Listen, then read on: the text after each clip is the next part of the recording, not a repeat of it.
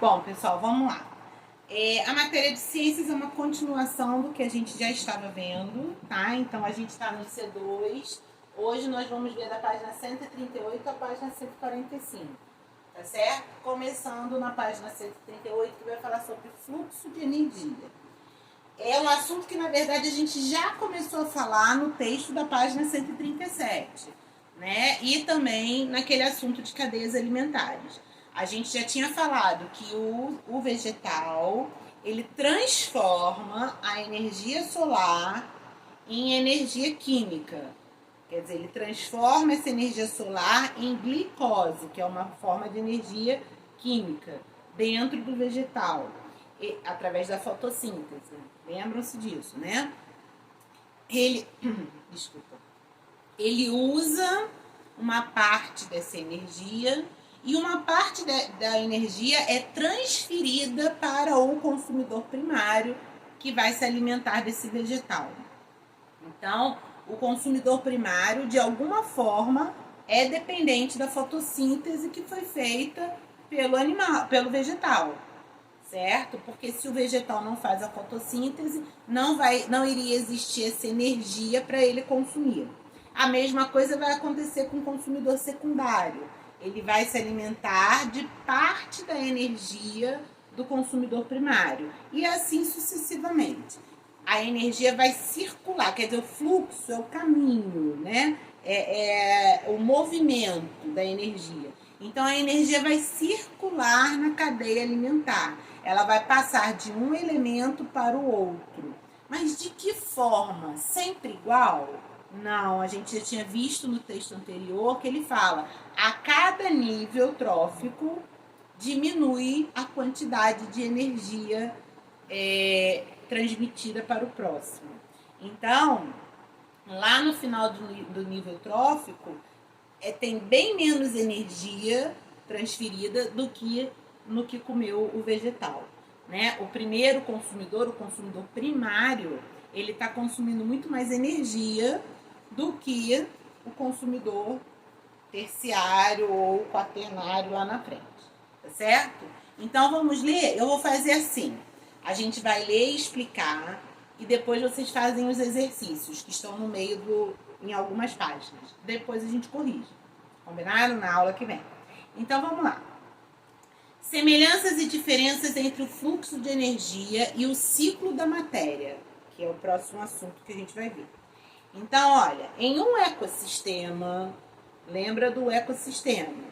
Um sistema onde todos estão integrados, né? Todas as formas de vida e também os abióticos, quer dizer, os sem vida, estão integrados, um depende do outro. Todos os seres vivos estão interligados direta ou indiretamente. No caso dos seres vivos, vai haver um fluxo de energia que começa nos produtores e termina nos decompositores. E um ciclo de matéria que inicia também com os produtores e retorna ao ambiente pelos decompositores. O que é matéria? Matéria é tudo. Tudo que existe é matéria. Nós somos feitos de matéria, né? O que acontece, por exemplo, algumas pessoas já viram essa propaganda que passa muito na televisão do Médicos Sem Fronteiras, que faz aquele trabalho naquelas aldeias lá da África, onde existem muitas crianças que morrem de fome, né? Aparece muitas vezes umas crianças muito magrinhas, muito pequenininhas, com os ossos aparecendo. Muitas vezes aquelas crianças têm um tamaninho de 3 anos e ele já tem 10. Por quê? Porque como ele não se alimenta, ele não tem matéria para crescer. Então ele é subnutrido, que a gente fala. Faltou nutrição, faltou matéria para o corpo desenvolver, sabe? Por exemplo, quando a mãe fala, come para crescer, é verdade, tem que comer para crescer. Quem não come não cresce, certo? Então, é preciso a gente ter uma boa alimentação para a gente poder desenvolver o nosso corpo. O nosso corpo é feito de matéria, certo? E essa matéria, de alguma forma, volta ao ambiente na decomposição da matéria orgânica, quer dizer, a matéria que forma um ser vivo, um organismo, que vai ser decomposto pelas bactérias e vai voltar ao meio ambiente, certo? Quando a gente faz compostagem, por exemplo, compostagem é um trabalho feito com lixo orgânico. Então eu pego casca de legume, casca de ovo, tudo que é sobra de vegetal, né, que é utilizada na cozinha, em vez de jogar no lixo, eu coloco na composteira. A composteira é um lugar que tem terra, que fica coberto para não dar inseto e tudo mais.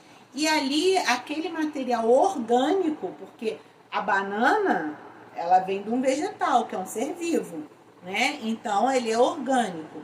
Todo lixo orgânico, ele vai se decompor. E aquela terra que está ali vira uma terra adubada de matéria orgânica, que foi decomposta, né? E serve para ser plantada em alguns lugares, né? Usada como adubo para novos vegetais, nutrientes para novos vegetais, certo?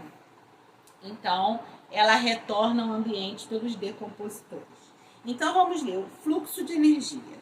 Os seres vivos que realizam a fotossíntese absorvem a energia solar e a transformam em energia química na forma de glicose, armazenando-a. Falamos sobre isso. Ao comer plantas, algas e outros seres fotossintetizantes, que são os produtores nas cadeias e nas teias alimentares, os consumidores primários aproveitam a energia contida nas moléculas de glicose que ingerem. Então, eles vão usar essa energia. Esses consumidores utilizam a energia em seus processos vitais.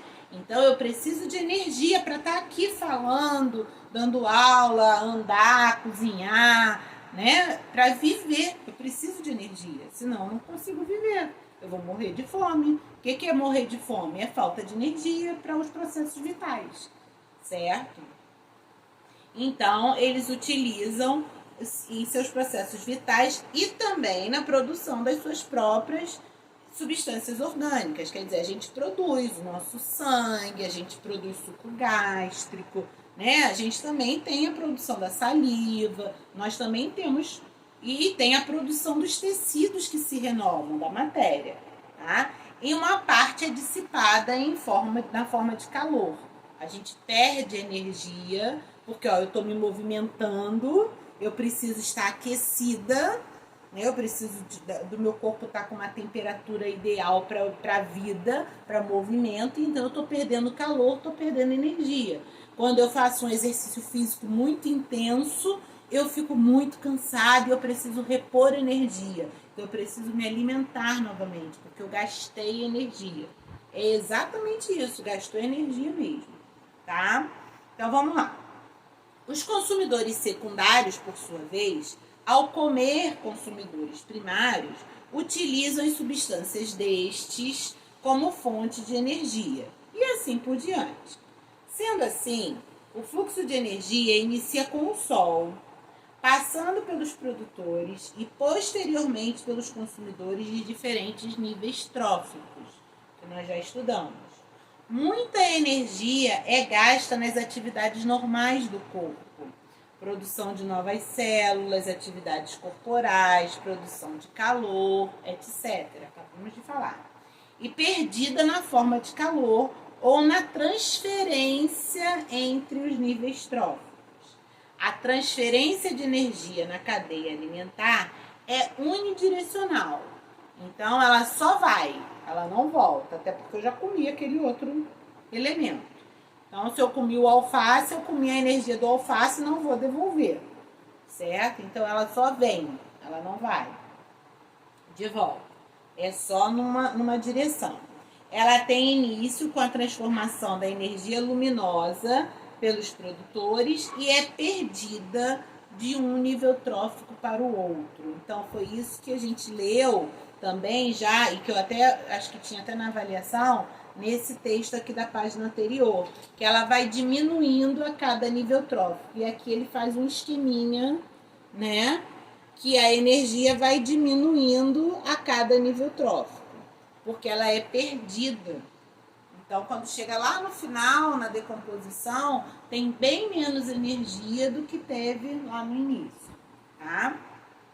Aí vocês vão fazer a página 139, que a gente vai corrigir semana que vem. Vamos ver, então, agora a página 140. Pirâmide de energia. Uma maneira de representar a cadeia alimentar, eu até coloquei isso na nossa avaliação, né? É indicando a quantidade de energia disponível em cada nível trófico por meio das pirâmides de energia. Na verdade, quando eu botei lá, não botei em pirâmide de energia, eu botei nível trófico, mas é mais ou menos isso, né? Nelas, a largura de cada nível corresponde à quantidade de energia que esse nível possui. O nível seguinte receberá menos energia em razão da perda de calor e da transferência de um nível para o outro. Então, eu posso fazer uma pergunta: por que perdemos energia na cadeia alimentar? Em razão da produção de calor, da perda de calor e da própria transferência de energia de um nível para o outro, tá? Então, ele aqui mostra, ó, a pirâmide. Aqui tem muita energia e vai diminuindo a largura de acordo com a quantidade de energia. Quer dizer, no último nível trófico tem bem menos energia, tá? Vamos lá. Você sabe que a planta produz glicose e gás oxigênio na fotossíntese. Todo mundo sabe isso, eu já sei. A glicose e o gás oxigênio são usados na respiração, a fim de produzir energia para a planta realizar as atividades que a mantêm viva, que é a produção de células novas e reações químicas. Podemos considerar que a planta consome a metade da energia que produz e armazena a outra metade. Quando um boi come essa planta, ele recebe apenas a energia que foi armazenada por ela, que corresponde àquela metade que ela não utilizou. Ao respirar, ele usa a metade da energia recebida da planta e reserva a outra metade, que ao servir de alimento para outro animal, será transferida para o seu predador, como a onça. Ao respirar, a onça usa a metade da energia recebida do boi e reserva a outra metade para utilizar até a sua próxima refeição. Quando os decompositores fazem a decomposição da matéria morta de cada componente da pirâmide, eles também recebem energia para sua sobrevivência. Então, cada vez que muda de nível trófico, é praticamente a metade da energia consumida que vai ser transferida para o outro componente da cadeia alimentar, tá? Então, isso aí, assim, não é exatamente essa quantidade. Isso é um estudo muito profundo, que não é para a gente fazer agora. Então, o livro coloca para a gente que é praticamente a metade, para a gente ter uma noção de quanto gasta. Então, é como se eu comprasse uma garrafa de suco, eu bebo a metade, a outra metade eu guardo. Aí, o meu próximo consumidor vai levar aquela metade, certo? Vai consumir a metade da metade e vai reduzir de novo. E assim vai, tá? Então, aqui vocês vão fazer o exercício que está sendo solicitado baseado nesse texto, ok? Vamos lá. A gente vai até 145.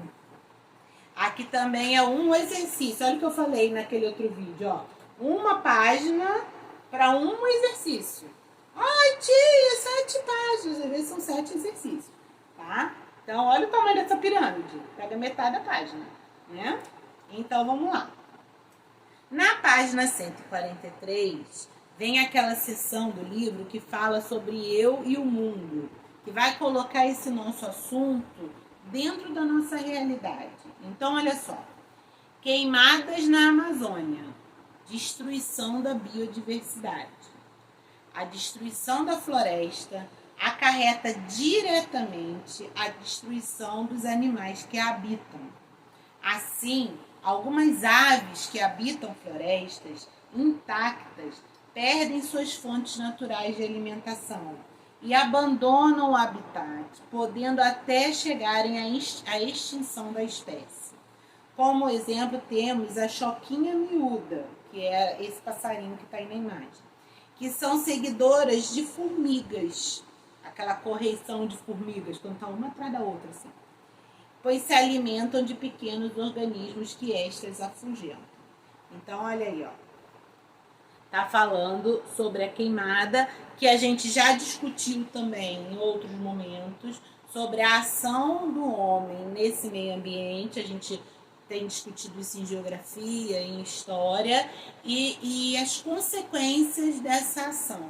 Então, quando a gente tem uma queimada, a gente tem a destruição de vários elementos que compõem cadeias e teias alimentares, né? E outros elementos que não são destruídos com o fogo vão ser prejudicados por essa destruição, podendo até serem levados à extinção, tá? Então, aí eles querem que vocês elaborem no quadro a seguir uma frase alertando o ser humano das consequências das queimadas. Imagine uma pirâmide de energia formada pelos seres vivos que seriam afetados. Ilustre a sua frase em um papel separado e depois me manda esse desenho da sua frase, tá bom? Porque a gente não tem aqui o mural, mas você pode colocar no mural lá da nossa sala virtual, certo? Então, coloca lá no mural o seu desenho e a sua frase, tá bom? Da nossa sala de ciências. Aqui tem um link que fala sobre um texto de dietas vegetarianas, moda ou tendência alimentar para o futuro. É um assunto interessante, de pessoas que só comem vegetais, né? E logo em seguida, na 144 e 145, a gente vai ter um jogo.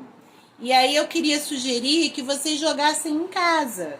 Mesmo que não dê para jogar hoje, deixe para jogar no final de semana, quando o papai e a mamãe estiverem em casa, ou joga com o irmão. É um jogo bem legal, tá? Se a gente estivesse na sala, a gente iria jogar entre nós, mas como nós não estamos, eu gostaria que vocês fizessem essa atividade em família e depois me contem num Meet, qualquer que a gente se encontre, né? Como é que foi essa experiência? Se foi legal fazer o jogo, tá? Que vai falar sobre esse conteúdo, ok? Então, olha só. Esses exercícios que estão aqui para fazer, que estão entre a página 138 e 145, na verdade não são essas páginas, né? É a 139, a 141 e a 142. O trabalho da 143 que vocês vão botar no mural lá da plataforma, tá? E o jogo para vocês jogarem em família. Combinado? Essas páginas eu vou corrigir na próxima aula de ciências, vai ter um vídeo de correção, tá bom? Um beijo e até a próxima aula.